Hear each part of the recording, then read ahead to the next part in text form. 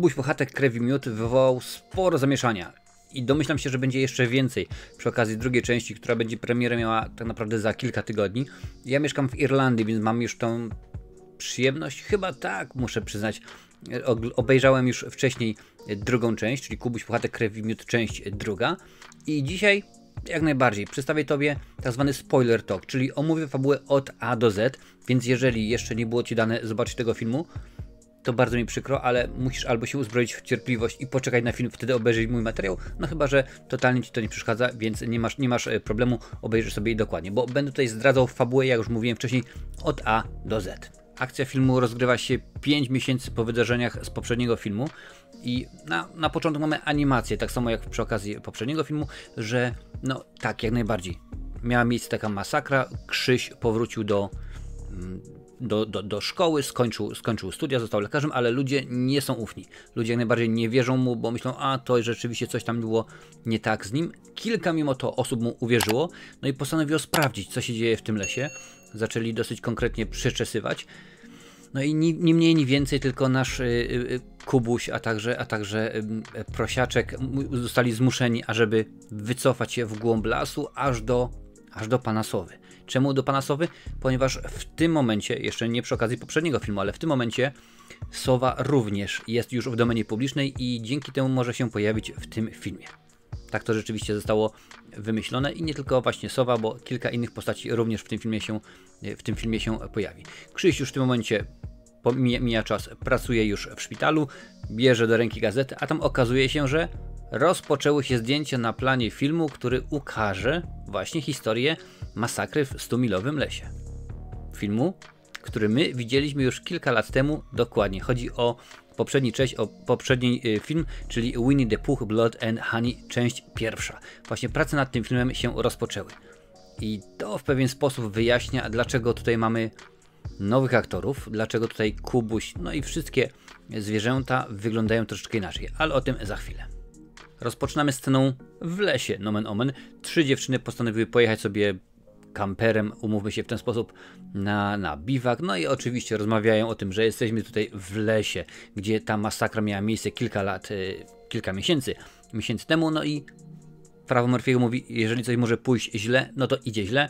Więc pojawia się Kubuś, pojawia się Sowa. Zgadza się, pan Sowa. No i jest po prostu jazda, rock'n'rollowa jazda bez trzymanki. Naprawdę jest grubo. Film jest bardzo brutalny, jest bardzo krwawy. Więc uważaj, jeżeli jesteś osobą, która no niespecjalnie lubi takie rzeczy, bo tutaj się dzieje w tym momencie. Oczywiście 3 dziewczyny, cytując Siarę, odkładają łyżkę chili i w tym momencie już ich nie ma, dziękuję bardzo, a my poznajemy rzeczywiście kolejnego bohatera, którym jest pan Sowa. Oczywiście Krzyś sam by sobie z tym wszystkim nie poradził, więc ma swojego psychologa, psychoanalityka, psychiatrę, jak zwał, tak zwał, i pewne rzeczy zaczynają się pojawiać. My w tym momencie jeszcze nie wiemy dokładnie, o co chodzi, no ale w tych właśnie oczywiście jego wizjach, jego snach pojawia się Kubuś Puchatek. Cały czas w miasteczku go niespecjalnie kochają, ponieważ przyjeżdża ze swoją dziewczyną pod dom, a tam na aucie napisane jest czerwoną farbą oczywiście morderca. No, ludzie go, krótko mówiąc, nie kochają. Zdarza się. W międzyczasie policja sprawdza, bo jest widoczny pożar oczywiście w lesie w nocy, więc sprawdzają tego kampera. No a tam rzeczywiście jest potwornie. A w lesie cały czas grupka, tym razem 3 odważnych śmiałków szuka. Chce się dowiedzieć, czy Kubuś istnieje, czy Prosiaczek i tak dalej, i tak dalej. No i jak szukasz, to znajdziesz oczywiście. Rozdzielają się, no bo filmy muszą się rozdzielić i atakowani są przez Kubusia, przez Prosiaczka, a także przez Sowę i okazuje się, że mają szczęście, ponieważ jednemu z nich udaje się Prosiaczka rozwalić. Nie dość, że dostaje strzał gdzieś tutaj w klatę, to jeszcze rozwalają mu głowy. No totalnie, nie ma niczego zbierać, wiesz, Kononowicz, nie będzie niczego, no ale jednemu się udało tego Prosiaczka sprzątnąć, no ale okazuje się, że Kubuś nie jest bardzo wyrozumiałą bestią, no i też rozprawia się z nimi. Dowiadujemy się również, że tutaj zarówno Sowa, jak i Kubuś, a także Prosiaczek mówią. Rzeczywiście mają takie bardzo fajne batmanowe głosy i to wygląda bardzo, a właściwie brzmi bardzo ciekawie. Natomiast z tych 3 chłopaków jednemu udaje się przeżyć i trafia do szpitala. Dokładnie, bardzo dobrze to wymyśliłeś do tego samego szpitala, w którym pracuje Krzyś. W międzyczasie Krzyś odwiedza swój dom rodzinny, tam są jego rodzice, jego przebrana siostra i zaczyna sobie pewne rzeczy przypominać. Między innymi jak to był z ojcem na, no może nie na polowaniu, ale w lesie, na obserwacji, lornetka i, co jest ważne, wtedy zobaczył po raz pierwszy pana Sowę. Pan Sowa, który to kilka sekund później porywa jego ojca. No i nie wiadomo co się dzieje. Później Krzyś idzie do psychoanalityka. Oczywiście hipnoza, te klimaty, wszystko rzeczywiście dosyć sprawnie przebiega. I okazuje się, że Krzyś miał brata. Krzyś miał brata i pewnego dnia podczas imprezy urodzinowej brat się oddalił. No i Krzyś widział, jak ktoś go porywa. Wsadza brata do vana, do samochodu i odjeżdża. Oczywiście cały czas mamy tutaj przebitki Kubusia, więc rzeczywiście coś jest na rzeczy. Tak, rzeczywiście. Po wyjściu od pani psycholog, Krzyś dzwoni do swojej dziewczyny, do swojej narzeczonej, która akurat jest opiekunką do dzieci, bawi jakiegoś dzieciaka sąsiadów. Rozmowa, tak, jak najbardziej coś się wydarzyło, więc idzie jego dziewczyna do tego dzieciaka, którym się opiekuje. Chłopak widać lubi kino grozy, bo ma na sobie maskę Jasona Voorheesa, sweterek Freddiego, no rękawica też jest zrobiona z widelców i z łyżek jak Freddy i tak dalej i ogląda w telewizji film pod tytułem Kubuś Puchatek, krew i miód. Zgadza się, on ogląda ten film, który teoretycznie jest pierwszą częścią. Tutaj jak najbardziej chłopak mówi, co robisz? Pyta się dziewczyna, a oglądam sobie ten film, który zrobili na podstawie tego, co się przydarzyło twojemu Krzysiowi. Przypominam, że na początku mówiłem, że Krzyś czytał gazetę, że rozpoczęła się produkcja filmu Kubuś Puchatek, krew i miód. Krótko mówiąc, ten film, który był pierwszą częścią, tutaj jest oglądany. Więc jest on traktowany nie jako pierwsza część, tylko i wyłącznie jakieś tam amatorskie, badziewne kino, które gdzieś ktoś tam sobie zrobił. Totalnie odrzucamy je, a ten film, który my dzisiaj widzimy, czyli Kubuś Puchatek, krew i miód, część druga, to jest pierwsza część. Ponieważ to, co się wydarzyło, to co widzieliśmy, że wydarzyło się w pierwszym filmie, to tylko i wyłącznie była ekranizacja tego, co wydarzyło się temu Krzysiowi, który jest w tym filmie. To w tym momencie tłumaczy, dlaczego mamy nowych aktorów. No bo rzeczywiście tamci to byli jacyś amatorzy z filmu niezależnego. Niezależny, bo nikomu nie zależało. Dlaczego mamy inaczej wyglądającego Kubusia, Puchatka, Prosiaczka i tak dalej i dlaczego o tym wspominamy. Więc twórcy w tym momencie świetnie, naprawdę rewelacyjnie odrobili lekcję, stwierdzili nie możemy zrobić kontynuacji tego, co było kilka lat temu, bo tamto się ludziom nie spodobało, zjechali nas. Skruch mówił, że ten film jest do niczego niepodobny, więc jak to mawia moja ulubiona posłanka Renatka Beger, obrócimy wszystko o 360 stopni i pójdziemy w innym kierunku. Nie, postanowili tamto jak najbardziej zachować, czapka ukłon w stronę tego filmu, ale będziemy na zasadzie, to tylko i wyłącznie ktoś tam sobie nakręcił, miał tam kilka funciaków zrobił, a my w tym momencie, rozumiesz, dlatego była możliwość, sam się zastanawiamy, jak oni ugryzą tę sprawę, że mamy nowych aktorów, że mamy całkowicie inaczej wszystko to wyglądające. Właśnie dlatego i dla mnie to jest jeden z najlepszych, naprawdę jeden z najlepszych zwrotów akcji w horrorze w ciągu ostatniej dekady, bo to jak potraktowano, jak się nauczono, jak wyszli z konceptu, proszę bardzo, będzie fajnie, będzie dobrze, tym bardziej jak dobrze wiemy, twórcy już powiedzieli, będzie całe uniwersum, puchatkowersum, także rzeczywiście będzie grubo. Dobra, lecę dalej. Trochę za spokojnie było ostatnio, no więc tych trzech policjantów, w ogóle chyba 3 to jest cyfra ulubiona reżysera tego filmu, którzy badali tego spalonego kampera, te właśnie ciała i tak dalej, o tym mówiłem wcześniej, zagłębiają się w las i trafiają do drzewa ogromnego, wiesz, wygląda jak dąb Bartek, koszmarnie duże, no i wchodzą do środka i okazuje się, że z klatki, bo my tą klatkę widzieliśmy wcześniej, został wypuszczony tygrysek. No, dość powiedzieć, że cytując piosenkę zespołu Perfect, i żywy stąd nie wyjdzie nikt, dzieje się naprawdę, jest krwawo, jest grubo, po prostu jest kubusiowo, puchatkowo, masakrowo, czy jakoś tak. Po tym wszystkim Krzyś postanawia pójść do mamy i podzielić się z nią tymi wszystkimi informacjami, że miewa sny, że coś tam właśnie przypomina sobie z tej imprezy urodzinowej, jak jego brat został porwany. No mama mówi mu, przypomina mu, jak to wszystko wyglądało. Rzeczywiście, że całe miasto poszukiwało jego brata. Jego ojczym mówi, słuchaj, jeżeli coś masz, jeżeli coś wiesz, no to może uda się wznowić śledztwo. No ale Krzyś postanawia sprawdzić w internecie jeszcze, co tam, może jakieś zdjęcia, informacje. Wchodzi w wyszukiwarkę, która pięknie nazywa się Milne. Jeżeli wiesz, kto napisał oryginał, kto napisał Kubusia Puchatka, to dokładnie wiesz, dlaczego akurat Milne, tylko brakowałoby jeszcze Aleksandra A.A. Milne i w tym momencie byśmy mieli już całkowicie komplet. No i rzeczywiście widzi zdjęcia, kilka jest spraw i też mamy przebitkę na sny jego, które też są w pewien sposób prorocze, bo ukazują nam, jakby to powiedzieć, no faceta jakiegoś, osobę w piwnicy gdzieś tam nasłuchującą na CB Radio, po czym następnego dnia do Krzysia przychodzi policjant. Słuchaj, tam była taka sytuacja, że trzech policjantów poszło do tego 100-milowego lasu i zaginęło. Wiesz coś na ten temat? No właśnie, czy Krzyś coś na ten temat wie? Po wizycie policjantów Krzyś udaje się do szpitala, ażeby spotkać się z tym facetem, który przeżył wcześniejsze spotkanie z naszymi ulubionymi zwierzaczkami.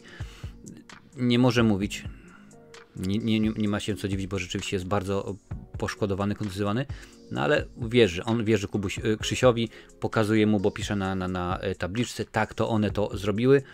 No Krzyś jest zszokowany tym, że takie w ogóle rzeczy w końcu ktoś mu uwierzył i przez okno do sali zagląda jakiś facet zwykły, wygląda jak jakiś tam cieć, jak tam po prostu jakiś salowy facet, który będzie zaraz wynosił kaczki, czy tam baseny, i Krzyś go rozpoznaje i widzi w nim i poznaje w nim kierowcę, który uprowadził 20 kilka lat temu jego brata. No i tutaj zaczyna się oczywiście pościg. W międzyczasie, a właściwie już nawet przed wizytą w szpitalu, Krzyś wraz ze znajomymi odwiedza koleżankę, która otwiera klub. Otwiera klub i akurat w ciągu najbliższych tam kilku godzin, kilku dni ma się odbyć impreza. Wiadomo po co będzie klub. Musi być takie rzeczywiście miejsce. Później, bo zbyt długo się nic nie działo, mamy chłopaka, który gdzieś tam oczywiście wychodzi spod prysznicu i tak, jest las, otwarte drzwi, wchodzi, dziękuję bardzo, wychodzi na ogródek, a tam pan sowa już czeka. Kładzie go, przewraca i troszeczkę jak obcy, bo opluwa go.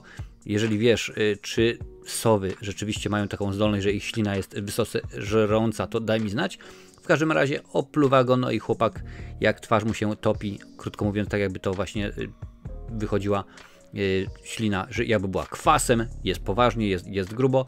I potem mamy z powrotem przebitkę, ponieważ Krzyś śledził tego ciecia, tego salowego i dociera do niego do domu. Tak, i biorąc nóż do ręki zaczyna go, co tu dużo mówiąc, krótko przesłuchiwać. Podczas przesłuchania Krzyś dowiaduje się, że no, nasz cieć to tak naprawdę jest zwykły ziutek, zwykły Janusz Kowalski, któremu tak naprawdę niespecjalnie cokolwiek w życiu wyszło, ale był hazardzistą, no i miał właśnie problem z długami i pewnego dnia pojawił się pewien doktor, który powiedział, słuchaj, spłacę twoje długi, ale musisz coś dla mnie zrobić.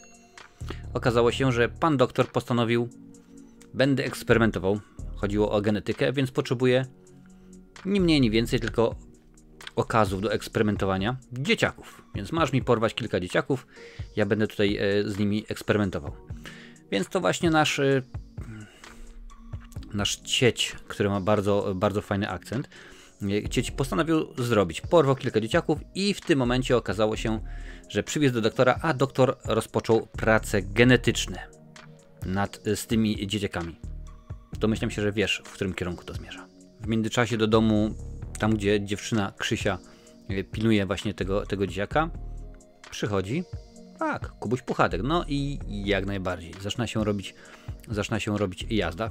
Policja oczywiście odkrywa to, co stało się z chłopakiem, którego odwiedził pan Sowa.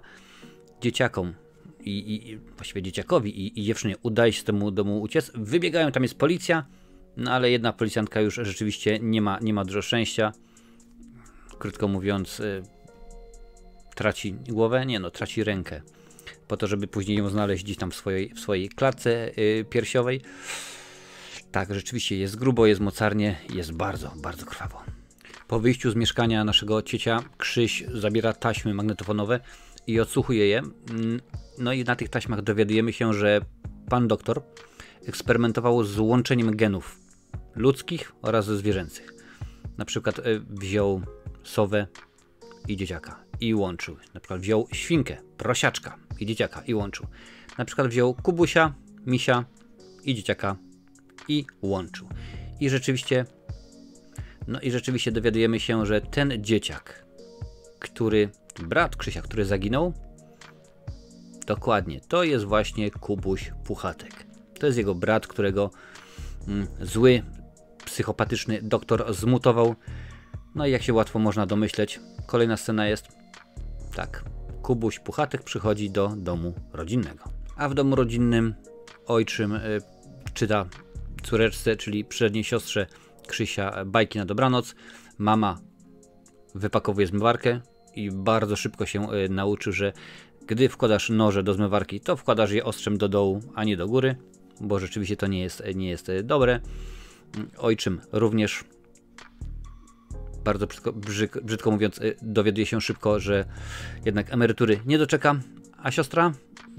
No właśnie, siostra znika, pojawia się Krzyś, który jest, jak najbardziej jest zdjęcie brata i chyba rzeczywiście trzeba zobaczyć, co się może dziać, gdzie on może być, ale jak już mówiłem wcześniej, koleżanka otwiera klub, więc przenosimy się do tego klubu tylko i wyłącznie po to,